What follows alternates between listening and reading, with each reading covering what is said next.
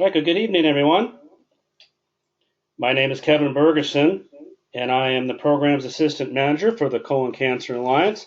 And on behalf of the Certified Patient Navigators and the entire patient support team from the Colon Cancer Alliance, I would like to welcome you to tonight's webinar, Highlights from Live Your Best Life National Conference. This is the 14th installment of the Conversations About Colon Cancer webinar series, which the Colon Cancer Alliance has created to provide attendees with the latest information on colorectal cancer awareness, issues, and trends that you need to know. This evening we'll be featuring conference highlights and review takeaways from the 14 expert speakers' presentations. We'll also hear testimonies from an attendee on why you need to attend next year's conference. The webinar is being recorded and will be available for reviewing in the very near future. As a special treat this evening, the webinar will start with a welcome from the new CEO of the Colon Cancer Alliance, Michael Sapezia, followed by a brief question and answer session on our recent merger with the CRIS for Life Colon Cancer Foundation. We will then review conference presentations on the latest advances in colon cancer treatment and survivorship, and also hear from attendees again on why you should attend next year's conference. As many of you know, on January 1st, the Colon Cancer Alliance and CRIS for Life Foundation merged organizations, and together we will accelerate a joint mission where more people will be screened for this unique cancer and where more patients and survivors can be supported so they, in turn, can live longer, better lives. This will be done by advancing our research and screening and patient support programs. We are very fortunate this evening to have the new CEO of the Colon Cancer Alliance, Michael Sapezia, who will share some thoughts on the merger and the future of the Colon Cancer Alliance. Michael can only stay for us for a very small window of time for a brief, short presentation followed by a question and answer session before we proceed to the conference highlights section. To submit a question for consideration, please click on the small plus sign located next to the word questions on the webinar control panel located on the right side of your screens. Then type your question in and hit enter. We'll only accept questions from Michael using the webinar control panel. At this time, it's my privilege to introduce Mr. Michael Sapezia, the new CEO of the Colon Cancer Alliance. Michael, welcome, sir. Thank you so much, Kevin. It's my absolute pleasure, and thank you so much. What I thought I would start with is a little bit about my story, which actually started in 2006. So by training, I was actually a professional musician. I was living and performing all across the United States. And at the time, I was in Miami Beach, Florida, performing with the New World Symphony, an orchestra out of South Florida, Miami Beach of all places. And I had just performed with Yo-Yo Ma, actually, and Beethoven's Fifth Symphony. So for those of you out there that are familiar with classical music, you'll know what I'm talking about. And that was a Friday night, and a Saturday about 10, 11 o'clock, I think I had been woken up by my parents. And the first thing my mom said was, "Michael, we have a little bump in the road." And I knew immediately, I could tell by their voices that something was wrong. I had never really heard something quite like this before, even though, as a family, we had been through a lot. And my mom says, "Michael, I had a colonoscopy yesterday, and they found a large mass in my colon." And I just remember thinking to myself, first of all, I don't know what a colonoscopy is, number one. Number two, where is your colon? And I of course, like everybody else, immediately went to the internet and started looking. And to make a very long story short, unfortunately, my mom did pass away on Mother's Day in 2009 from colorectal cancer.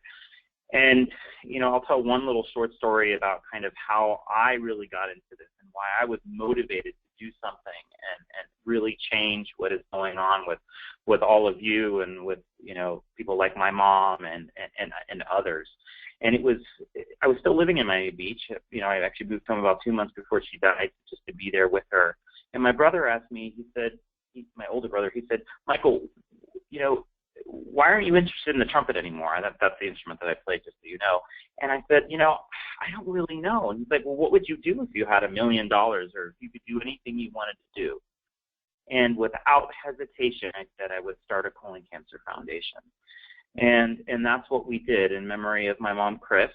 We founded the Chris for Life Colon Cancer Foundation. And, you know, I will tell you right away, I started thinking about how can we make our community like that of Susan G. Komen? How can we build a patient-centered community with as many people that, you know, that possible to be able to help, you know, as many of you as we can. And it was kind of at that point that really this whole merger, and maybe not just with Colon Cancer Alliance or Chris for Life or others, but really coming together as a community, whether it is, you know, our two organizations or others, you know, come together and really do something unique for our community. So, you know, fast forward a couple years, obviously Colon Cancer Alliance and Chris for Life had grown tremendously. We all have kind of, you know, strengths on either side. So one organization is strong here, the other organization might be strong there.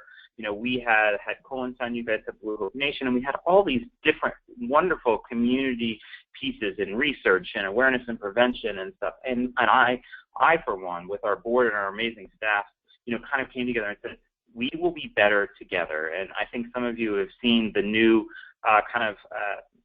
word cloud called chemistry. You know, so Chris for Life plus Colon Cancer Alliance equals chemistry. And, you know, what I will tell you is I am extremely excited. We had our first board meeting last week, and it was a complete success. They bought into what we presented to them as our, you know, potential future mission. So what that would be is it would encompass three things. So we would focus on research for colorectal cancer patients, which I find extremely important. As most of you know that are in this fight, it's underfunded at every level, and we really need to be smart about how we invest. So maybe it's not giving $1 million to MD Anderson, because Lord knows, you know, they have a lot of money, no offense, MD Anderson, but, you know, maybe we need to fund those junior investigators that are coming up with brand new ideas and help get as many of those off the ground, you know, over the course of the next couple of years as possible, because that's the way that we're going to find out new ways to extend people's lives, to make this a chronic disease and to be able to cure it as well. You know, in addition to the research, you know, Kevin touched on this patient support, and we're actually going to be, I think we're going to kind of change this up a little bit. We're going to call it patient and family support and slash community. You know, what is really important for us is to build the strongest community we can to help as many people as possible.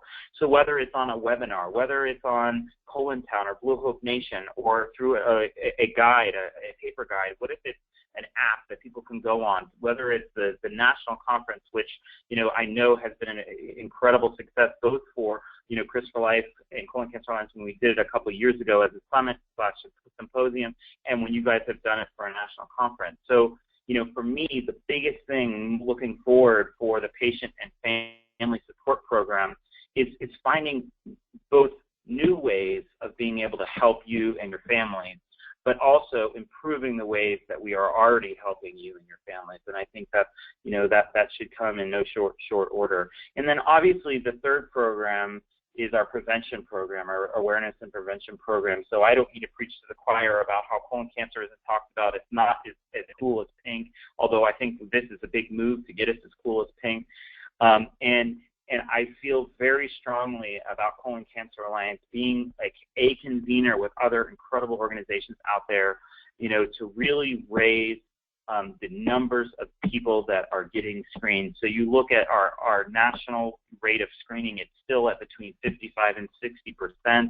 And we have a long way to go to make sure that everybody is screened at the right time. And that also dovetails into the Never Too Young. So how we're seeing an increase in the incidence of colorectal cancer in those that are young, under the age of 50, by about a 2.5 to 3% increase a year. And we don't really know why. We don't know why. So, Kevin, I think you know, with that, I'll hand it back over to you and see if we have any questions.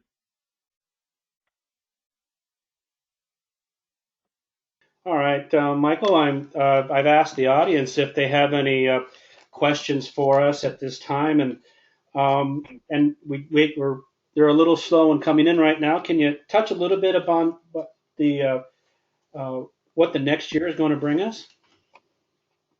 Yeah, absolutely. So we're heading into our staff retreat next week, and right now I'm in San Francisco attending the GI ASCO conference. So ASCO is the American Society of Clinical Oncology. It's a big association made up of oncologists and pharma companies and other people across the country who come together and try to find out new and improved therapies, et cetera, for colorectal cancer patients. So, next week we'll really be getting together and trying to define what can we do better as a joint organization. What is our new mission? What are we looking really to do in the future? How far can we go? What are the opportunities? And just to kind of talk a little bit about practical. So, because I have a feeling that maybe what Kevin's asking me a little bit, our programs throughout 2016 will kind of run in parallel.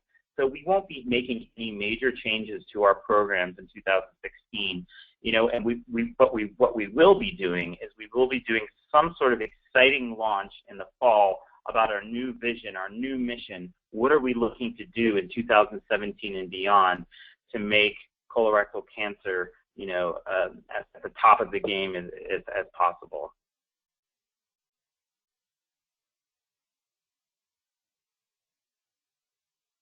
Excellent. I'm sure everybody is looking forward to the new and exciting things with the new year coming up.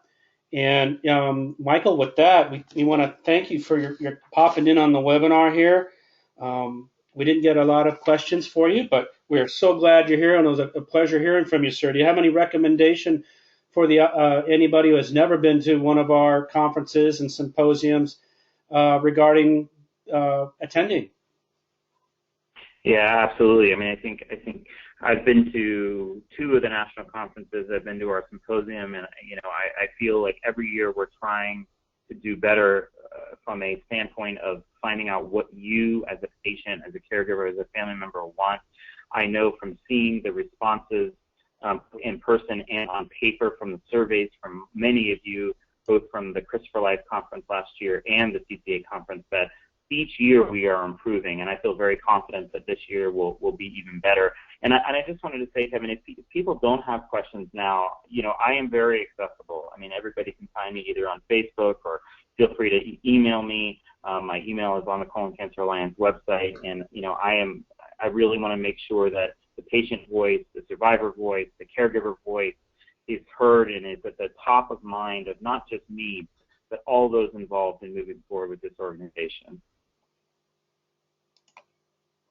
Excellent. Thank you, Michael. We appreciate you popping in, and we look forward to the findings that are going to come out of ASCO. Thank you, sir. Thanks, Kevin. Thank you, everybody.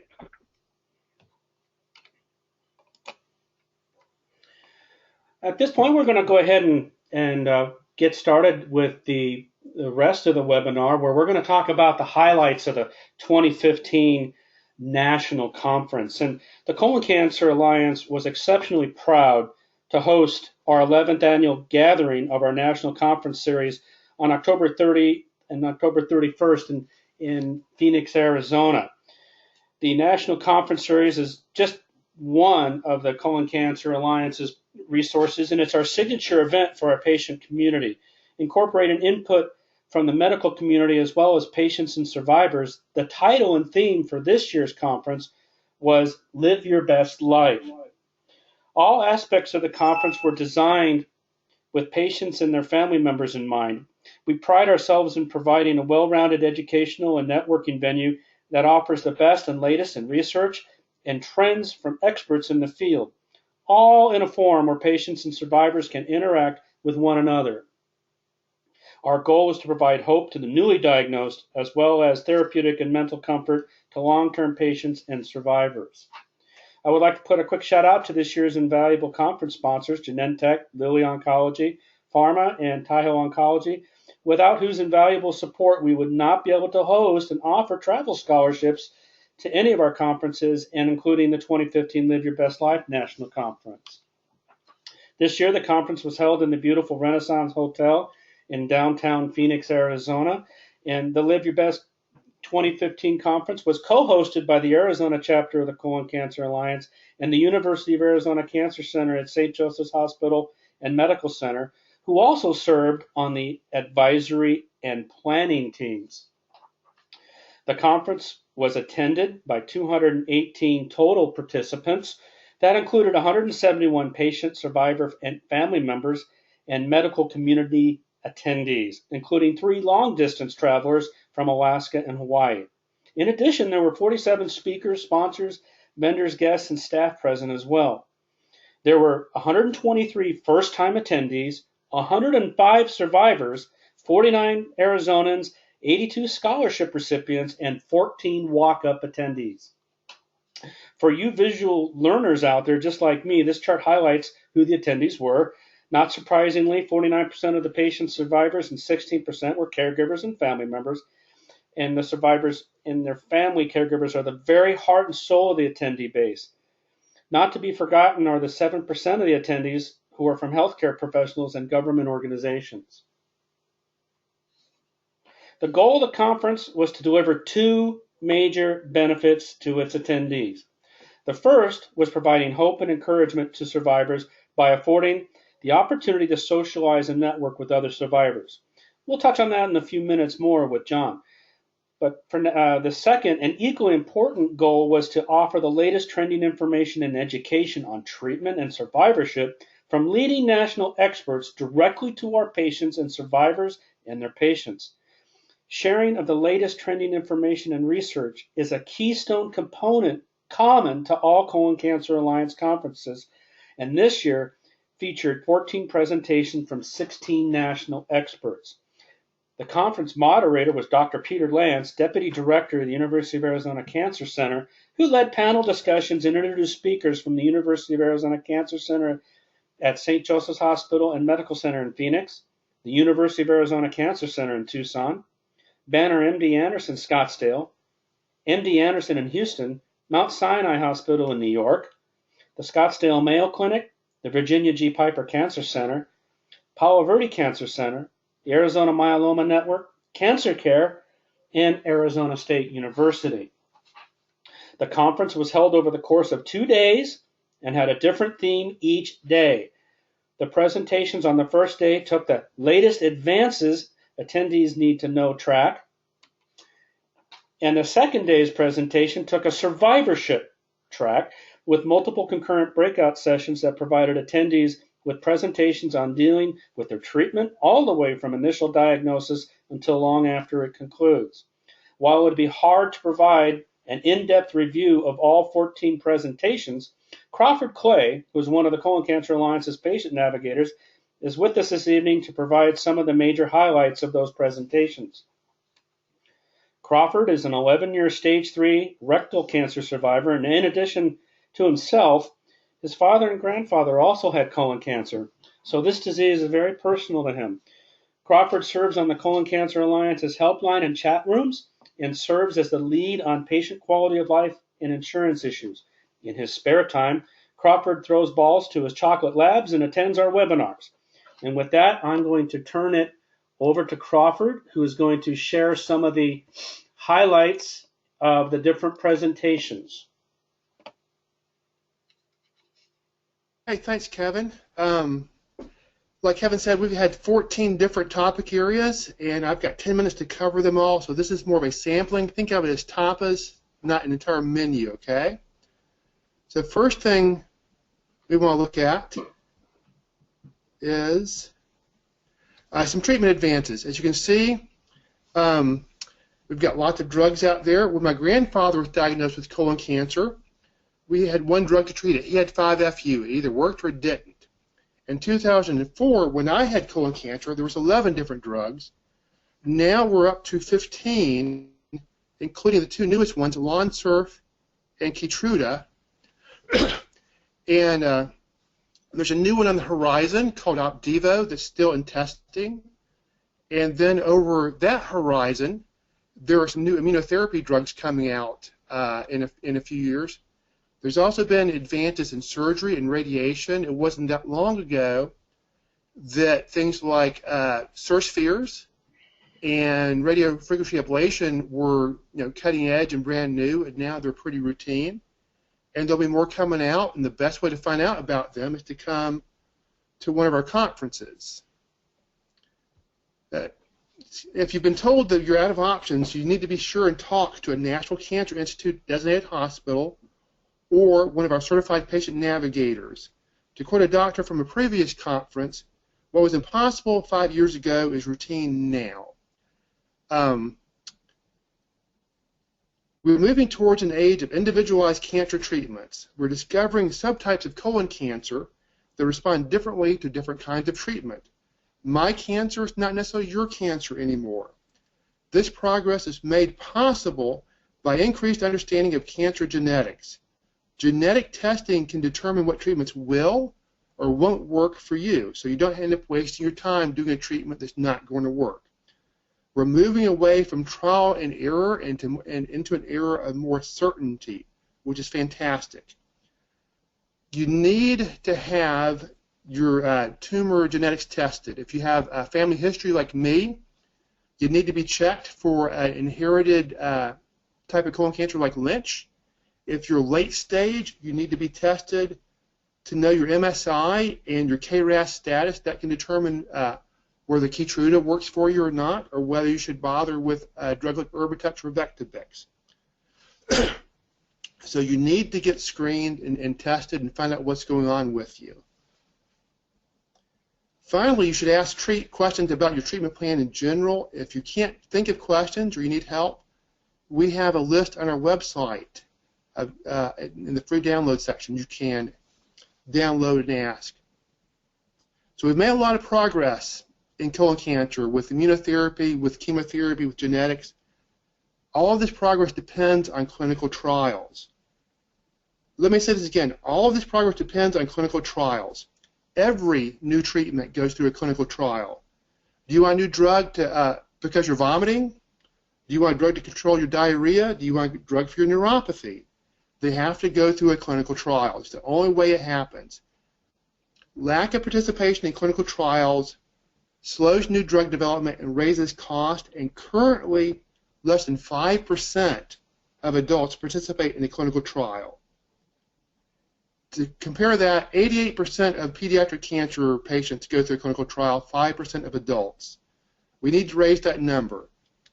You need to know in colon cancer, clinical trials are always standard of care or standard of care plus a new treatment.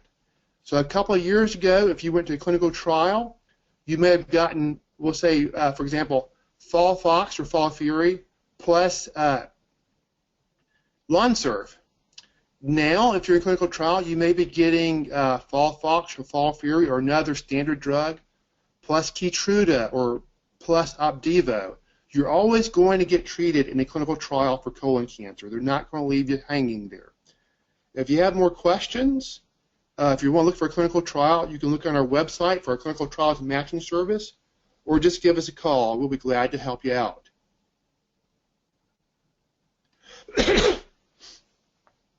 Excuse me. Everybody knows cancer costs a lot. These new drugs aren't cheap. These hospitalizations not cheap. It costs a lot of money. I tell people all the time, colon cancer is as much a disease of the wallet as it is of the body. Financial toxicity is a real problem. People can and do drop out of treatment or delay or defer treatment because of money. You don't want that to happen to you. So a couple things you can do. First off, you need to ask questions. Find out if you're eligible for charity care or other programs.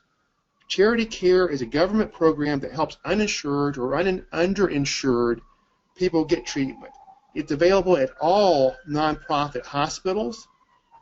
You need to get organized. You need to find out where your insurance information is. Read through it, understand it a little bit. Get information. Find out who is in your network and who's not. And finally, and most importantly, get connected. Find out who handles financial issues at your oncologist office, who handles financial issues at your surgeon's office. Get to know the financial social worker at your hospital. All of these people can connect you with local programs and national programs that may help reduce the cost of your treatment and related issues like transportation, food issues, anything you might have. There may very well be a program out there for you. Finally, the Colon Cancer Alliance has what we call our Blue Hope Treatment Award. We also have a financial resources guide that you can download and go through. They'll put you in touch with a lot of different national organizations that may have help for your particular problem. As an 11-year colon cancer survivor, I'm with the rest of you guys. I want to know, what can I do to prevent my chance of recurrence? My kids want to know what they can do to keep from getting it in the first place. Sadly, there's no magic bullet that prevents or cures colon cancer. There are some common sense guidelines you should follow, though. First off, you should focus on less red and processed meat, refined carbohydrates, and sugar-sweetened drinks. In other words, you need to dial back on the bacon cheeseburgers, fries, and a Coke, okay?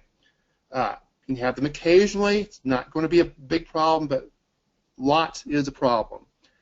Second thing you want to look at is the best dietary advice I've ever gotten, which is to eat the rainbow. In other words, lots of brightly colored fruits and vegetables. They're high in antioxidants, they're high in fiber, and they're just plain good for you. You want to relax. Sleep is important, and stress is really rough on your immune system. And then exercise. 30 minutes a day, 5 days a week. Walking is fine. The YMCA has teamed with Livestrong in a lot of places to do cancer patient-friendly exercise programs. Just remember, more is better. Any exercise beats no exercise. And finally, talk with your doctor about aspirin therapy and possibly vitamin D or calcium supplements. There are some studies out there that show they're very helpful in preventing polyp formation, but you don't want to start any new treatment or therapy without talking to your doctor first. Side effects. We all get them. You're not Superman. You're going to have side effects. I remember when I started radiation therapy in 2004, first week, super. I wasn't tired, wasn't sick. I thought, hey, man, I'm Superman. Then, bam, I hit the wall. It happens to all of us. When it does, talk to your doctor. There's stuff they can do for anything. Again, you're not complaining. They want to know so they can fix it. A good practical advice for nausea and vomiting is ginger, like ginger ale. Can really help dial that back. They used to make lollipops with ginger in it that was very, very helpful. Probiotics seem to be the current miracle drug. They help with nausea, vomiting, and diarrhea, and constipation. They help get your gut back in balance, so you can look into that. And if you're having lots of pain or bad side effects, your oncologist or surgeon can't manage, you want to talk to a palliative care specialist. Palliative care focuses on pain management and symptom control. It's a medical specialty. These guys are trained in this. They're not just taking a guess. This is what they do. Their goal is to create as much quality time as possible. They're there to help relieve the symptoms you're having. So if you're having difficulty with vomiting or pain or going to the bathroom a lot, like all of us colon cancer patients do, if your regular doctor can't fix it, ask for a referral to a palliative care guy. He might be able to do it. People confuse palliative care with hospice. It's a separate issue. Palliative care is pain and symptom control. Hospice is for people with 6 months or less to live. Palliative care is for anyone. Day one, you walk in, get told you have colon cancer. You're just as eligible for palliative care then when you freak out and panic as you are in 6 months later, okay? And then there's so much more that went through in the conference we haven't really touched on. We talked there about spirituality. We talked about sexuality, and both are very important during and after treatment. Just as an aside, when I was in treatment in 2004, at every stage of treatment, a nurse would sneak into the room after the doctor left, and she'd go, Mr. Clay, you know you can still have sex. And I would think, that's really nice, but what I really want is a nap. If you're younger, you want to talk about fertility control with your doctor at the beginning of treatment. There's stuff they can do. No one thought to mention that to me until 5 days into treatment when I found out that I couldn't do anything reproductive-wise for 5 years. That's a little late. So be sure and ask questions. If you have any questions, you can go to our website, call our helpline. We have a live chat as well.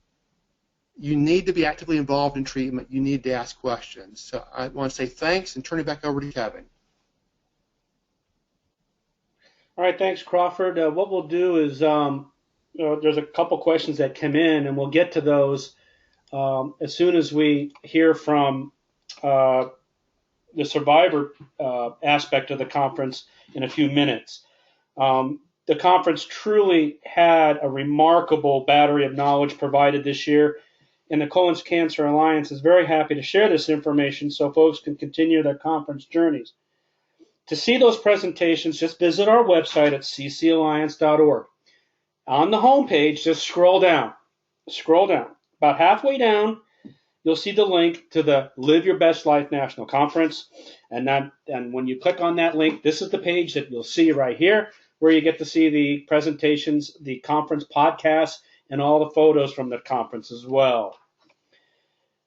Attendees routinely say that the number one reason they attend the conference is to be with other survivors and sharing with them their experiences on life and treatment and just sharing hope and inspiration with one another.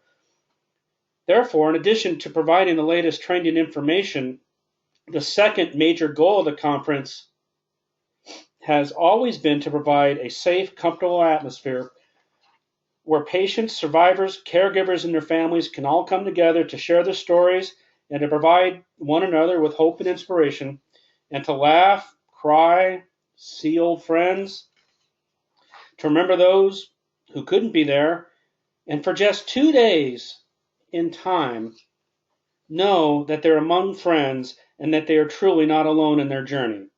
The Colon Cancer Alliance provides itself on fulfilling this critical and tangible networking need of our attendees. And this year, I believe we really exceeded in meeting and exceeding their expectations by offering a variety of conference activities, programs, and infrastructure to make the conference well worth attending to our attendees. Every year, budget year permitting, the Colon Cancer Alliance provides travel scholarships to assist those who may need help getting there. It may not cover the entire trip, but it sure helps and is hugely popular. We planned an arrival day meet and greet for to meet the attendees before the conference, to get to know one another before we started. We arranged early morning get up and get moving exercise boot camps and meditation sessions. We debuted our volunteer manual to our current volunteers and provided the opportunity for interested attendees to learn more about being a volunteer with the Colon Cancer Alliance. We provided a large, comfortable, open, and beautiful meeting space for the conference, and we made sure we engaged value-added expert speakers to spur interaction and discussion by our attendees, as well as survivorship by all of our survivors. We proudly host an inspirational Sapphire Awards luncheon that showcases some amazing folks doing some incredible things to raise awareness in their community and prevent this disease. And of course, we host our signature Blue Star Survivor reception. And yes, that is a blue star of hope projected on the downtown skyline from the rooftop where the party was held. The Blue Star reception is where all of our survivors were the stars of the evening. And it's where attendees really meet and mingle to catch up on their lives and to share messages of inspiration. And have some laughs and forget about their cancer journeys for just a few hours. I could go on and on about the conference and some of the intangible highlights, but joining us now is John Lloyd, who is going to provide you with a first-hand account of his conference experiences and why you should attend if you never have. John is a 7-year Stage 3 survivor and is a chat site moderator in the Colon Cancer Alliance's Blue Hope Nation chat room, and he is a Colon Cancer Alliance buddy for 5 years. John has attended at least 5 of our national conferences, as well as the Georgetown Summit in 2014, which makes him the perfect person to share with you why you need to attend. And with that, I'm going to turn it over to you, John, Welcome, John. It's all yours. Thank you, Kevin. This is a very hard act to follow with the quality talks that have preceded me. Almost everything informative about the conference has been shared in terms of the technical matters, but my job is to tell you why you need to be there next year if you need more incentive. This is the only conference that's for patients and caregivers. This is not directed for medical professionals. This is to help patients and their caregivers. I don't know of any other disease type that has anything like what the Colon Cancer Alliance has been doing, and it is definitely the place to be. Between the meeting and greeting friends that probably met online or making new friends while at the conference. At one conference not long ago, there was a oncologist who was in a room with dozens of stage 4 patients who all were sharing stories about what they had been told by their oncologists, and the oncologist in the room was almost in tears based on that. The survival has improved so much that most of those people he would have told they wouldn't be there for that conference, and it woke him up. So that's part of it, is actually the patients giving back some information to the medical professionals. And the conference is excellent at drawing world-renowned medical professionals every year. So for patients and caregivers, it's a place where the spotlight is on you and the attention is for you. The sessions include everything from when you're greeted. This is the check-in reception as we came in, and that is smiling faces from the beginning. The conference is a place where people with colon cancer, usually people who have bowel issues, can share stories. And one of the things that I talk about are what I call subclinical issues, where they're not really medical problems. They're bowel issues that aren't a medical emergency, but they're inconvenient. And those are the things that we, as patients, can help each other with more than nurses and doctors. And it's a chance for us to let a little of the load off of them. Each of the conferences, every year I've thought the conference couldn't be improved over the previous year, and every year I've been shown wrong. The conference has improved every year. There are no subject areas that I can think of that haven't been brought up that were of interest to me. This past year, the sessions included everything from meditation and exercise and integrative care, psychosocial support and nutrition, and also treatment options for and post-diagnostic decision making, for how to do follow-up, because that's an area that still needs attention. There were breakout sessions on side effects, fertility, financial issues, palliative care, clinical trials, all issues that are of great interest and a lot for us to take away with us. One of the issues is, I'd like our insurance companies to care as much about us as Katie Couric does in terms of promoting colon cancer support for us. And some of the pictures I'm showing are from the conference, and they're all from the conference, but there are also some online, about 200 pictures if people want to see the conference. We had excellent medical experts there, and they all made themselves available. So if you had a specific question that you wanted to ask, but they weren't there to provide medical advice, if someone was in a similar situation kind of question, were usually addressed well. Managing quality of life and stress issues, that's a common issue for everyone. There's breakout discussion groups and panels. Well attended, people enjoying all of the sessions that were available. But meeting the people that I've gotten to know either online or from Facebook is a real highlight of the conference. There's really nothing to take the place of spending time with people that you have gotten to know, and there is something about being told that you have cancer that gives you a kinship with everyone else who's ever heard those words, and that people who haven't had that situation really can't understand. This is the Blue Star activity, and each of the patients had a blue star on the ground there where they could look around for the one with their name on it. People most took the selfie with their star. It was Halloween, so we actually had some fun with playing a little bit of dress up. I'm the person in the large suit. It was a lot of fun that night.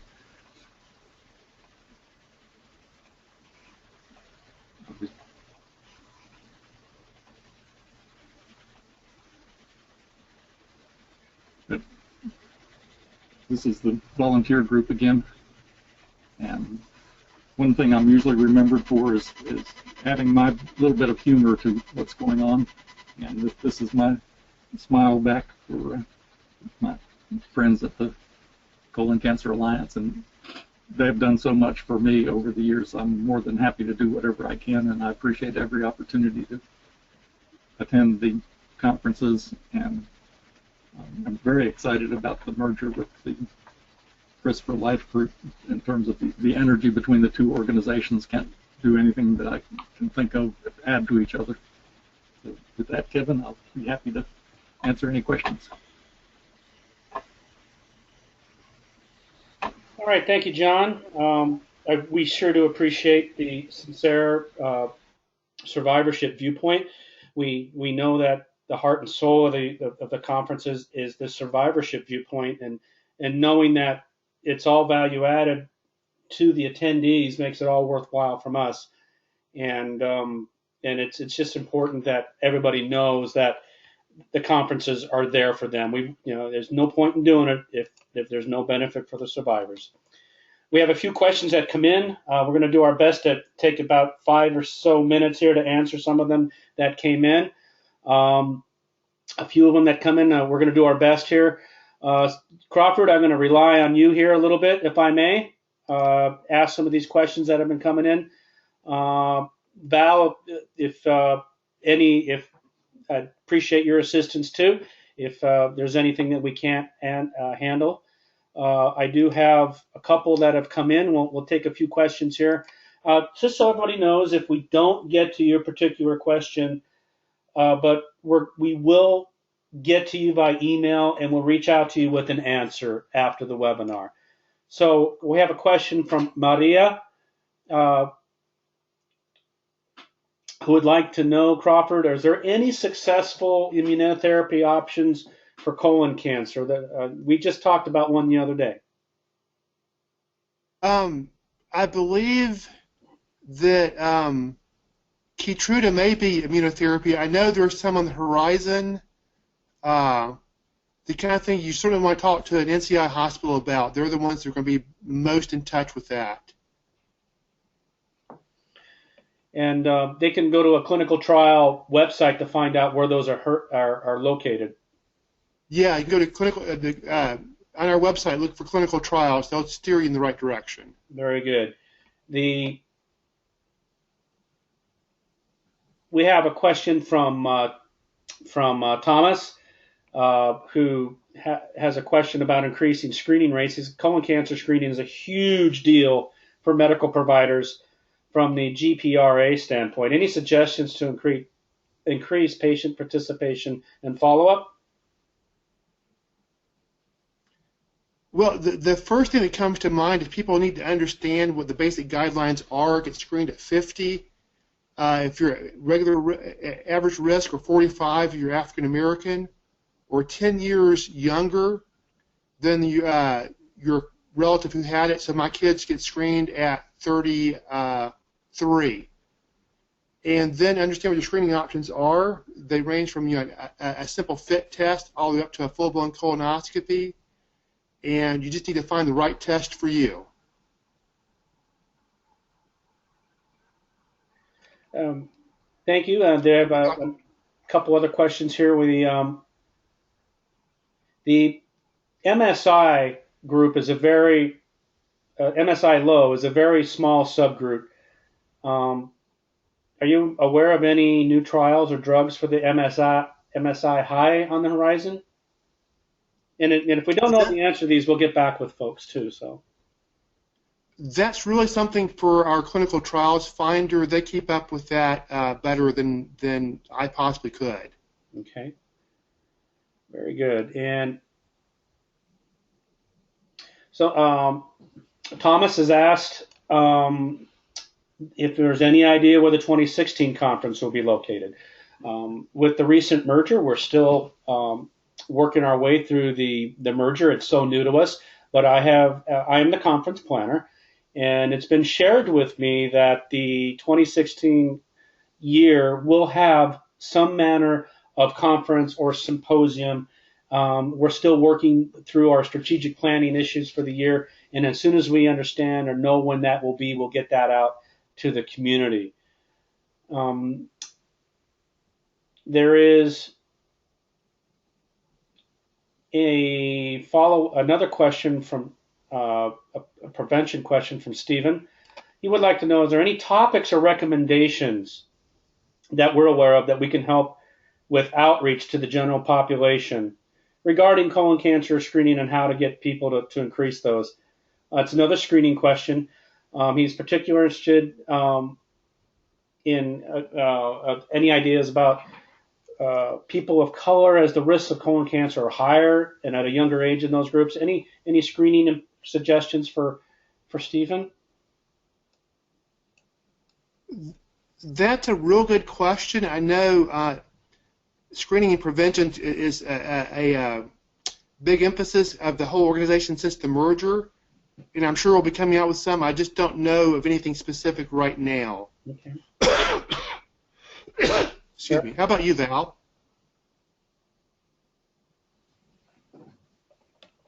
Hi, sorry about that. No, I am. We're not sure, but we're waiting to hear. We've got a lot of hope with the merger. Very good. Yeah, we've got time for one more question, and it comes from Stacy. It's a good question, and Stacy would like to know, how do we foresee the president's new cancer initiative impacting the world of colon cancer, and have we heard of any additional funding? How that be allocated? And I'll take a stab at that one if I could. Stacy, that was so exciting to hear that in the State of the Union address. And what he's talking about is more funding for cancer research, and a lot of that's going to come via the National Institute of Health, who has a lot of grants programs and research programs associated with it. And it's still a little bit too early after the announcement to know the full impact and outcome of what that really means. But if they do dedicate increased funding and research, we're on the cusp of so many advances in the world of research on all, not just colon cancer, but cancers across the board, that some of the impacts that we'll see in terms of cure and prevention could be quite significant in the coming years. With the advent of immunotherapy research and clinical trials, and the great deal of successes that we're seeing in terms of some of the blood cancers and skin cancers, we're very hopeful that immunotherapy could be the path to a cure in the very near future. But anything new, it's still too new from the recent announcement from the president to get any insight of what exactly is going on in the next couple of weeks. Crawford, do you have anything to add on that? Yeah, let me just follow up. I was talking with our comm team about that this morning. Make sure you're on our email distribution list, because there are things happening in this area and that we're going to keep you informed with. So there will probably be a webinar soon. There may be some advocacy opportunities for people. So just stay in touch, and we'll let you know. And also, if you have any late-breaking information yourself, you can get my name and email off the website, and I'll be glad to do what I can. All right. Well, thank you, everyone, for our questions, but we're just about out of time for this evening. And on behalf of the Colon Cancer Alliance and our speakers and our CEO, I'd like to thank you all for attending, and John and Crawford for your presentations. As a reminder, everybody, as an attendee, you're going to get a follow-up email with a link to our survey about this webinar. We value your opinion, and we'd greatly like to hear from you. So take a minute when you get it to fill out that survey, and it's an automatic internet-based survey. Just take you a few minutes. We really want to hear back from you on how we could do better. Finally, if you'd like to contact one of our patient navigators, or if you have any other colorectal cancer questions, please contact the Colon Cancer Alliance's certified patient navigators by phone at 877-422-2030. That's our helpline number. Or you could visit them online at ccalliance.org and then click live to chat. Thank you for attending, and we sincerely hope you enjoyed this webinar. As a reminder, the webinar has been recorded and will be available for reviewing on our website in the near future. If you'd like to share your comments regarding the webinar, you can reach out to me anytime at my email at kbergerson@ccalliance.org. And on behalf of the Colon Cancer Alliance and our CEO, Michael Sapienza, I would like to thank everyone for attending this webinar. I hope you found it informative and value-added. Have a good evening, and take care, everyone.